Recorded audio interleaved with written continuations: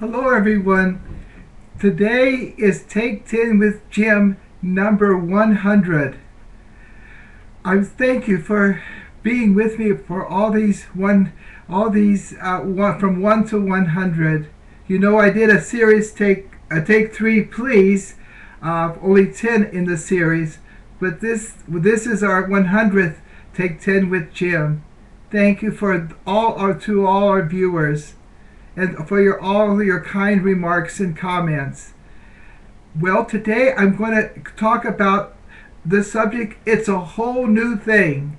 What do I mean? Easter brought in a whole new thing. Remember I talked about one time that in one of our series that the Christian community changed from the last day of the week, the Sabbath, which is part of the creation story. God rested on the seventh day, to the first day of the week. Remember, the first day of the week in the Bible was the beginning of creation, the creation of the world.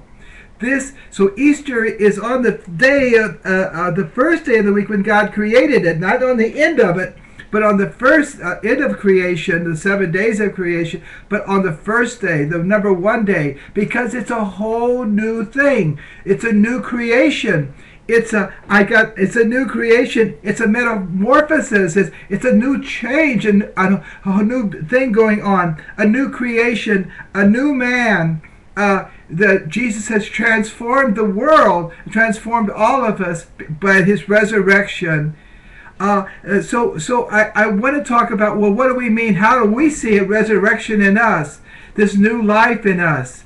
Well, what we see is that the old man was taken with a self-centeredness. He was motivated to self-profit, to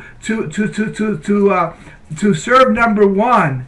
In the new creation that Jesus brought in, the new man is moved by love, by a new love, I give you a new commandment, Jesus says, that you love one another.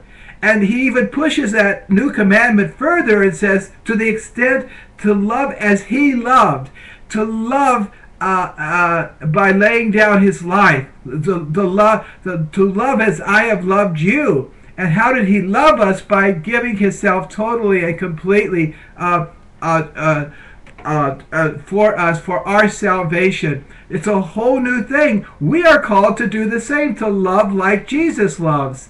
And we're called to love God. We're called to love God with all our hearts, with all our being, with all our... But we're called to love God as Jesus loved God, completely and totally and absolutely, giving ourselves in total gift of ourselves to the Father in fulfilling his holy will in our daily lives. We're not seeking our own will, like Jesus said, I didn't come to do my own will. I didn't come to speak my own words.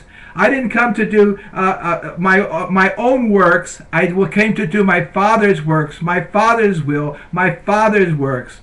So this whole new thing is living the life of Jesus, and Jesus shares his life by his death and resurrection. We enter into this new thing by our baptism. But that's what we're a whole new creation. We're different. I mean, we still look like the Old Testament people and all that. We still have eyes and all. But what motivates us, what brings us this newness of life is the risen life within us.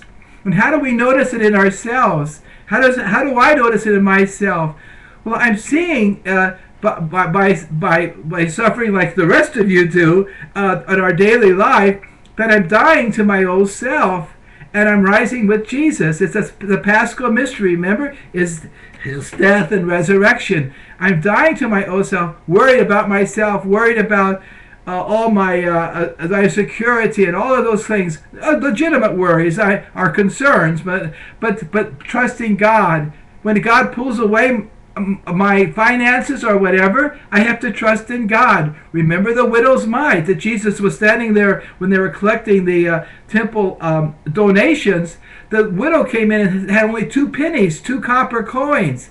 And that was all she had, her whole substance, her whole life, support. And she put those 2 copper pennies in the coffers there, offered her whole life, and Jesus admired that. And there were other people pouring in for their bags of gold and everything, making a real din, because those coffers were like saxophones. Every time things poured in, you could hear it real loud. The end of a saxophone, it poured in and funneled in someplace. Anyway, but just two tinkles, 2 pennies. And so when God takes away those 2 pennies, or God asks us to live, to trust in Him, to live in His providence, He takes care of us. Like Jesus said, that widow gave more than all these other people with all that bunch of money, making all that noise going down into this funnel, this saxophone kind of thing.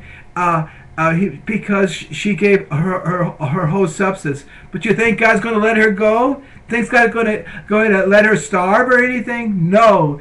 That's what we do. We trust in providence. That's in regard to our life things. Jesus was teaching that. He says, God knows you need all these things, what you are to eat, what you are to drink, what you are to wear. Seek first the kingdom, and all these things will be added. So that the newness of it is seeking first the kingdom. We're not worried about all this other stuff. Be occupied. Yes, we have to work and do our daily duties and have earn our keep and all that. But we don't. There's no preoccupation with it, because no, God will take care of it. The other thing is when we worry about our health or our career or all these other kinds of things that we worry about. Jesus said, where your heart, what you're worried about, where your heart is, that's where that's what's most important in your life. What are you thinking about? Well, the new man, the new creation, the new being. If we're thinking about God, we're thinking about pleasing Him, and we please Him by our love for Him and our love for others. To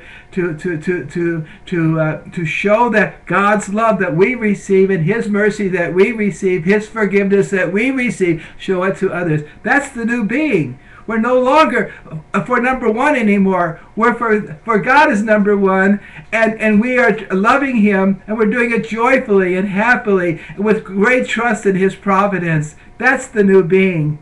And so I'm so happy to wish you a happy Easter. I'm a red beet. I'm a beatnik, not B-E-A-T, but B-E-E-T. I look like a red beet because I was out in the sun. People say, "Oh my goodness, what happened to you?" Yesterday for 2 masses for the Mother's Day at the shrine. Beautiful masses and wonderful. I see mothers with corsages and roses. I was selling roses for one of the masses, not selling them. They would give a donation, and it's for Project Ratio. But anyway, they were honoring Mother. I just was crying to see so much love for moms. And that's you moms, you sisters, you sure deserve it. You're the most beautiful creation. I wrote in my reflection for Mother's Day, the most beautiful creation God created. More than the Grand Canyon and the magnificent sunsets, more than the vast sea, more than all the animals frolicking around out in the forest, more than the beautiful trees that are now budding and the spring flowers. Mothers, you are beautiful. And you're part of that new creation too. Mothers were beautiful before Jesus rose, but now you're even more beautiful. And I see mothers give their lives for their babies. I see mothers going against the culture and not contracepting and sterilizing and all those things. They're heroic, you know. And I see mothers who because we've been so messed up and so confused, changed the way from contraceptives, sterilized mentality to be fruitful again, to be open to life and to open to her husband and to the world. And to be a real source of life, and not to dam up life and like our culture of death does, but be open to the life that God gives us on a natural and we say nature that that grace builds on nature. So when we close ourselves to life, we close ourselves to grace too. So that's a new creation, and it's coming, people. It's coming.